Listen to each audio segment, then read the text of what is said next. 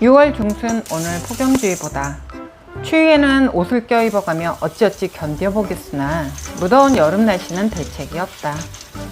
몸을 크게 움직이지 않아도 줄줄 흐르는 땀을 막을 수 없어 욕실을 들락거리며 물샤워만 여러 차례 한다. 여름의 청소는 최소한의 움직임으로 보이는 곳만 하고 매 끼니마다 손이 많이 가는 음식을 제외하고 최대한 간단하게 준비한다. 여름엔 주로 시원한 국수 종류를 선호하는 편이고 그중 콩국수는 최고다. 콩을 깨끗이 씻어 불리고 껍질째 불린 콩 그대로 물을 넉넉하게 붓고 20분에서 25분 정도 끓이고 식히고 모자란 물 보충해가며 믹서기로 2-3분 정도 갈아준다. 거의 곱게 갈아질 무렵 나는 매일 아침 식사 대용으로 우유에 타먹는 선식가루를 한 숟가락 넣어서 같이 갈아준다. 나는 시어머니도 좋아하시니 더운 날이지만 정성을 다해 콩국물을 만들었고 어머니 댁으로 길을 나섰다. 어머니가 사랑하시는 어머니 아들과 어머니 손자를 끌고 집을 나섰다. 역시 어머니는 콩국물보다는 아들과 오랜만에 만나는 손자를 보며 더 좋아하셨다. 서운하지 않다. 며느리인 나 또한 반기셨다. 28년을 어머니 아들과 어머니 며느리로 살고 있으니 살아온 세월만큼 인정해 주시고 나 또한 시어머니로 인정해 드렸다. 가족이 되었다. 콩국물 1리터 정도 작은 병에 나눠 담아 덥고 입맛 없을 때 드시라고 냉장고에 넣어드리고 왔다.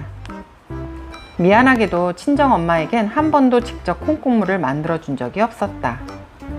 항상 드는 생각이지만 난 좋은 딸은 아니었다. 그저 엄마 앞에 나는 가만히 앉아 무엇이든 해주기를 바라며 주는 거 받아먹고 그러함이 당연하다고 여겼던 철딱선이 없는 딸이었다. 그래서 아이들에게 서운함이 있다 해도 지난날의 나를 생각하며 서운한 마음을 접어버린다. 나는 지금 많이 힘들고 있다. 건설업이 힘들어지며 몇 달 전부터 남편 일이 어려움을 겪고 있다. 아이들 어릴 때 젊은 나이에도 힘든 일을 겪었지만 나이 들어 겪는 경제적 위기는 나에게 더 큰 데미지로 와닿았다. 처음엔 설마 진짜겠어? 라는 마음이었고 시간이 지나며 설마가 진짜였고 설마가 진짜가 되는 순간 남편에게 짜증이 났었다. 남편이 잘못한 건 아니니 굳이 남편을 탓하기보다는 안 좋은 상황이 이렇게 오래 간다는 현실이 정말 싫었다. 짜증도 잠시 나이 들어 처진 가장의 어깨를 보니 측은지심과 함께 화가 났지만 나 화나고 짜증난다고 표현하기엔 이미 철이 들어버린 나이가 돼버렸다. 벌써 올해도 반이 지나간다. 웅크리고 있다 고개를 들어보니 지나온 시간이 쏜살 같음을 알게 됐지만 사실 지난 몇 달간 길고 지루한 시간을 참고 견디며 버티고 말로도 글로도 표현할 길이 없었다.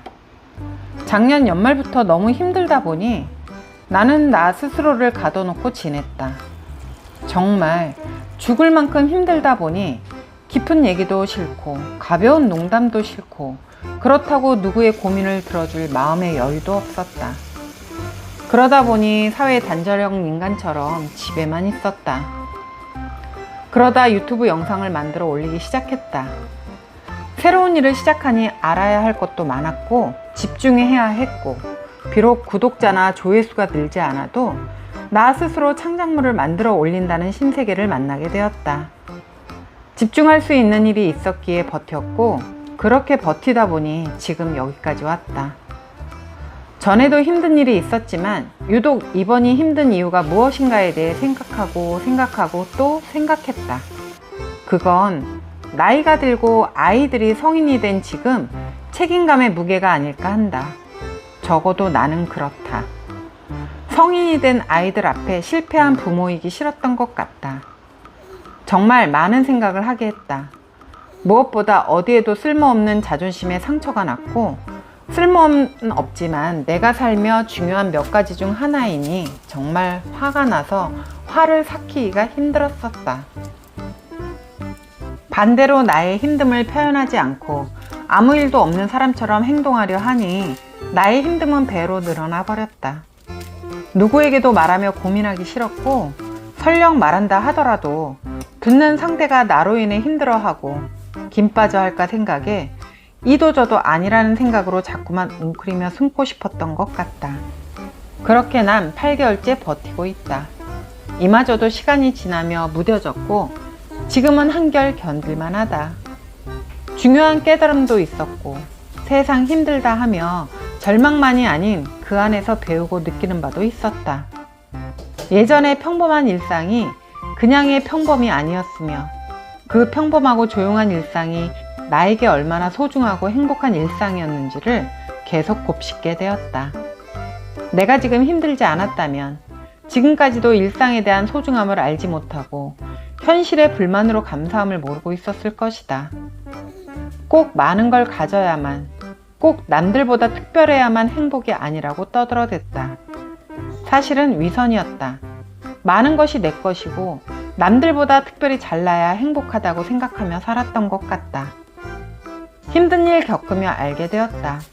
많지 않아도, 특별하게 잘나지 않아도 가족이 건강하고 내 욕심을 버리고 살아간다면 이게 바로 삶의 편안함이라고.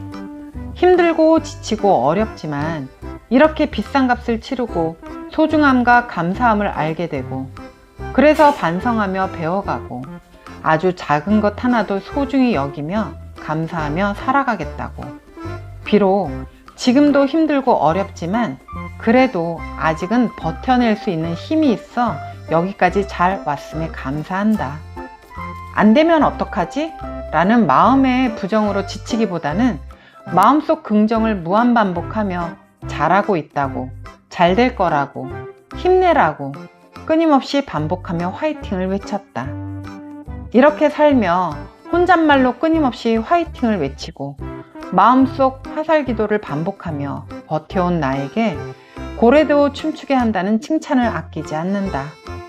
이 마음 이대로 아직 끝나지 않은 어려움을 극복해 보려 한다. 나는 잘할 수 있다고.